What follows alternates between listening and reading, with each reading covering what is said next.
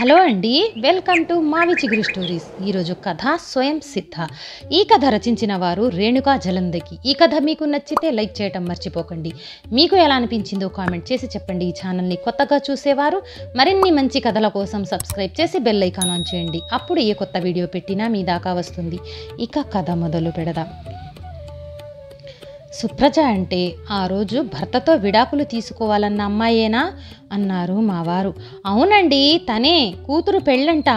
మన ఇద్దరిని రమ్మని ఫోన్ చేసి మరీ చెప్పింది. తప్పకుండా వెళ్ళాలి. నీ ప్రియమైన విద్యార్థిని కూతురి పెళ్ళంటే వెళ్ళక తప్పుతుందా? దానికి తోడు నువ్వు సాధించిన విజయం. నవ్వారు శ్రీవారు. సుప్రజ దగ్గర నుంచి ఫోన్ వచ్చినప్పటి నుంచి నా మనసు గర్వంతో గంతులు వేస్తుంది. ఇది నా విజయం. ఇద్దరు పిల్లలు మంచి ఉన్నత స్థాయికి చేరుకోవటానికి కారణమయ్యాను. సుప్రజ కొడుకు భరత్ ఐఐటిలో మంచి ర్యాంకు సంపాదించి యుఎస్లో జాబ్ చేస్తున్నాడట. కూతురు కావ్య బీటెక్ చేసి హైదరాబాద్లో ప్రముఖ కంపెనీలో సాఫ్ట్వేర్ జాబ్ చేస్తుందట. ఇవన్నీ తాను చెప్తుంటే అవన్నీ నేను సాధించినంత గర్వంగా ఉంది. నా ప్రమేయం లేకుండానే నా మనసు గతంలోకి పరుగులు తీసింది. 30 ఏళ్ల క్రితం ఏలూరులో జూనియర్ కాలేజీలో లెక్చరర్గా పనిచేస్తున్న రోజులవి. మొదటి రోజు ఇంటర్ సిఈసి మొదటి సంవత్సరం తరగతి తీసుకోబోతూ అందరినీ పరిచయం చేసుకుంటుండగా నన్ను ఓ అమ్మాయి ఆకర్షించింది. ఆ అమ్మాయి అందంగానే ఉన్నప్పటికీ నన్ను ఆకర్షించింది ఆ అమ్మాయి అందం కాదు, 10వ తరగతిలో తనకు వచ్చిన మార్కులు. అంత మంచి మార్కులు వచ్చిన అమ్మాయి సిఈసి ఎందుకు తీసుకున్నట్టు అదే అడిగాను. తనకు బొద్దింకలన్నా కప్పలన్నా భయమట. సైన్స్ తీసుకోవాలంటే ప్రాక్టికల్స్ ఉంటాయని తీసుకోలేను అంది. ఖాళీ పీరియడ్స్ ఉన్నప్పుడు మాట్లాడాలని స్టాఫ్ రూమ్కి రమ్మని చెప్పాను. అలాగే మేడం అంది వినయంగా. తనే సుప్రజ.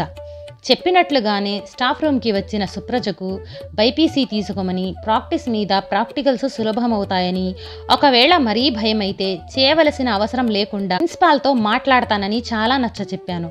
ఎంత నచ్చచెప్పినా ఆ పిల్ల వినకపోవటంతో కాస్త కోపం వచ్చినా ఆ పిల్ల మూర్ఖత్వానికి జాలి కూడా కలిగింది.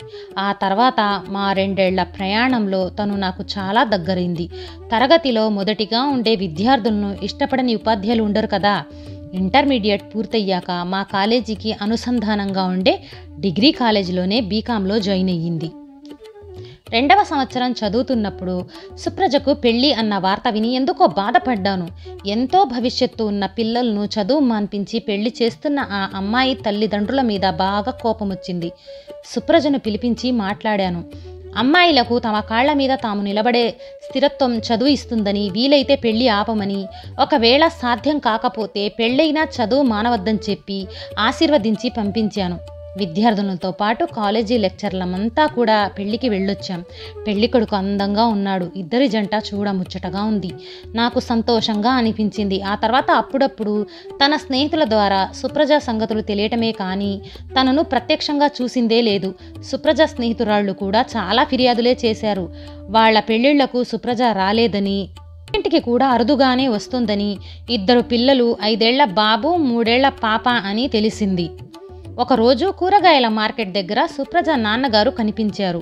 సుప్రజ కాలేజీలో చదివేటప్పుడు ఆయన మా కాలేజీకి వస్తూ ఉండటంతో ఆయన్ని గుర్తుపట్టిన నేను ఉత్సాహంగా సుప్రజ గురించి అడిగాను.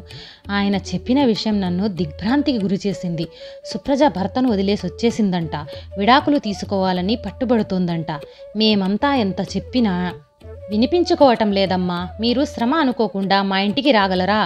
మీకు ఎప్పుడు వీలవుతుందో చెప్తే నేను కారు తీసుకుని వస్తాను అభ్యర్థనగా అన్నారు ఆయన. ఆలస్యం మంచిది కాదని వెంటనే సుప్రజ ఇంటికి వెళ్ళి సుప్రజను చూసిన నేను నివ్వెరపోయాను. ఒకప్పుడు గలగలా పారే గోదారిలాగా ఆత్మవిశ్వాసం నింపుకున్న ముఖంలో చెరగని చిరునవ్వుతో కనిపించిన సుప్రజలో అవేవీ మచ్చుక్కైనా కానరాలేదు. పిల్లలు మాత్రం ముద్దుగా బొమ్మల్లాగా ఉన్నారు. కాసేపు కుశల ప్రశ్నలు అయ్యాక అసలు విషయంలోకి దిగాను.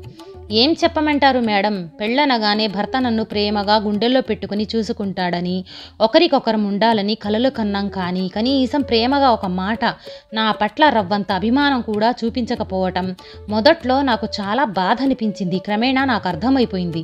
ఆయనకు స్త్రీలంటే చులకన భావం. కనీసం ప్రేమగా మాట్లాడాలన్నా కూడా నేను ఎక్కడా అది అలుసుగా తీసుకుంటానోనని అతని ఈగో. ఒక్క క్షణం నా మనస్సు కలుక్కుమనిపించినా సర్దుకున్నాను. ఇలాంటివన్నీ గమనించనట్లే ఉండిపోవాలి సుప్రజ. అప్పుడు అతని ఈగో దెబ్బతినదు మరి. అలా కూడా చేశాను మేడం. అంతేకాదు, నా మీద ఆధిపత్యం చలాయించాలనే ధోరణి తప్ప నన్ను ప్రేమతో కట్టిపడేయాలని తెలియని మూర్ఖత్వం. నన్ను కనీసం నా తల్లిదండ్రులతో స్నేహితులతో కూడా మాట్లాడనివ్వరు. ఓ చిన్న మెచ్చుకోలు మాట కూడా కాదు కదా, ఈసడించుకోకపోతే చాలు అదే మహాభాగ్యం అనే పరిస్థితికి వచ్చాను. చిన్న విషయంలో కూడా నాకై నేను నిర్ణయం తీసుకోకూడదు. తినే తిండి, కట్టుకునే బట్టలు అన్నీ ఆయన ఇష్టప్రకారమే చేయాలి. అలా నేనంటూ లేకుండా ఓ మరబొమ్మలాగా మారిపోయినప్పటికీ ఒక చిన్న ప్రశంస కూడా కోరుకోకుండా ఉండలేకపోతున్నాను. నీ చదువు అడగటం అనవసరం అనుకుంటుండగానే అడిగేశాను. అలాంటి వ్యక్తి సుప్రజ చదువు సాగిస్తాడా? సుప్రజ నిస్తేజంగా చూసింది. ఏమైనా దురవలట్లున్నాయా సందేహిస్తూనే అడిగాను. మందు తాగటం అలవాటుంది మేడం, కానీ ఇప్పటి వరకు చెప్పిన దురలవాట్ల ముందు మద్యం తాగటం అనేది నా దృష్టిలో చాలా చిన్న లోపం. పిల్లల విషయంలో ఆర్థికపరమైన బాధ్యత తీసుకుంటారు అంతే. నా వల్ల కావటం లేదు మేడం. అనుక్షణం నేను తన ముందు ఒక గడ్డిపోచలాగా తీసివేయబడుతూ జీవించటం నా వల్ల కావటం లేదు. అందుకే విడాకులు తీసుకోవాలనే నిర్ణయానికైతే వచ్చేశాను. నేను ఓ 10 నిమిషాలు మాట్లాడలేకపోయాను. మరి పిల్లలు? మెల్లగా పెదవులు కదిపాను. పిల్లల్ని నేనే పెంచుకుంటాను మేడం. మరి పిల్లలకు తండ్రి ప్రేమ ఎలా దొరుకుతుంది? నువ్వు ఇంత చిన్న వయస్సు నుండి ఒంటరిగా ఉండటం సాధ్యమా? ఎందుకు ఉండలేను మేడం. ఒకవేళ సాధ్యం కాకపోతే వేరే పెళ్లి చేసుకుంటాను. నీకు ఈసారి లభించే భర్త ఎలాంటి అవలక్షణాలు లేకుండా ఉండగలడని హామీ ఇవ్వగలవా? ఒకవేళ నీకు మంచి భర్త లభించినా నీ బిడ్డలకు తండ్రి మాత్రం కాలేడు. సరే వదిలేయ్. ఒకవేళ నీ భర్త నీకు పిల్లలను ఇచ్చేందుకు ఒప్పుకోకపోతే? పిల్లల కోసం వీలైనంత వరకు కోర్టులో పోరాడతాను. ఒప్పుకోకపోతే పిల్లలను ఇచ్చేస్తాను మేడం. నా చదువును కొనసాగిస్తాను. నా బతుకు నేను బతుకుతాను. అలా ఇచ్చేస్తే వారికి తల్లి ప్రేమ ఎలా దొరుకుతుంది? నీ భర్త వేరే పెళ్లి చేసుకున్నా ఆ వచ్చే ఆవిడ అతని భార్య కాగలదు, కానీ నీ బిడ్డలకు మనస్ఫూర్తిగా తల్లి కాలేదు కదా. ఈసారి సుప్రజ మౌనంగా ఉండిపోయింది. మాతృత్వం ఓ పదవి సుప్రజ. ఏ పదవిలో అయినా హక్కులు కూడా ఉంటాయి, కానీ ఈ పదవిలో అన్ని బాధ్యతలే. ఓ బిడ్డకు జన్మనిచ్చామంటే ఆ బిడ్డను మంచి పౌరునిగా పెంచగలగాలి. మనం జన్మనిచ్చిన పిల్లలు దేశానికి మేలు చేయకపోయినా పర్లేదు, కానీ హాని చేసేవారు కాకూడదు.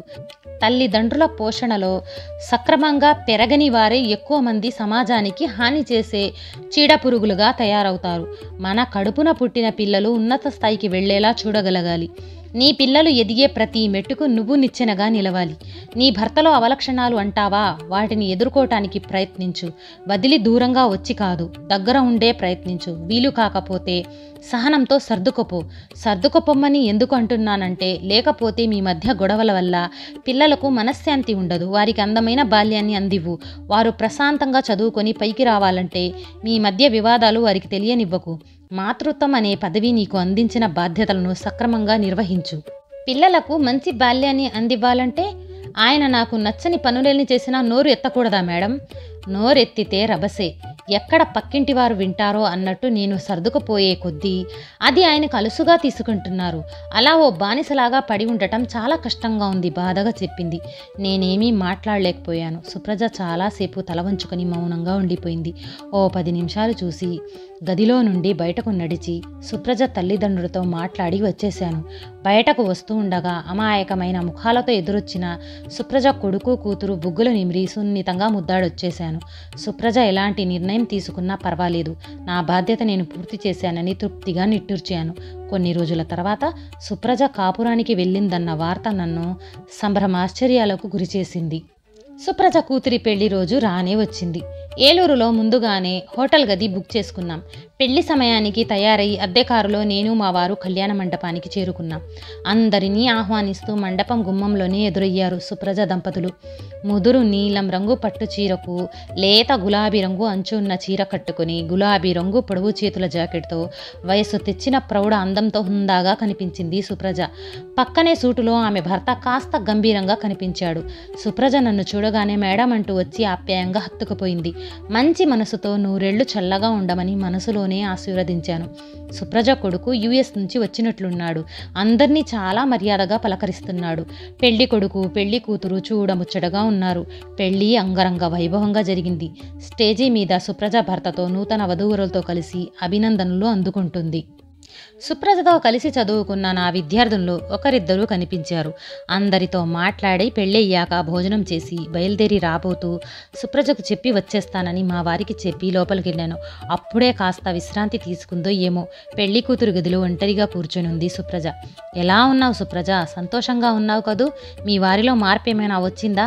నా ప్రశ్నకు అలాంటి సమాధానం వస్తుందని, అది నన్ను త్వరగా జీవితమంతా బాధ పెడుతుందని తెలిసి ఉంటే అడిగేదాన్నే కాదు. బావున్నానంటే అది అబద్ధమే మేడం. అందుకే నిజమే చెప్తాను.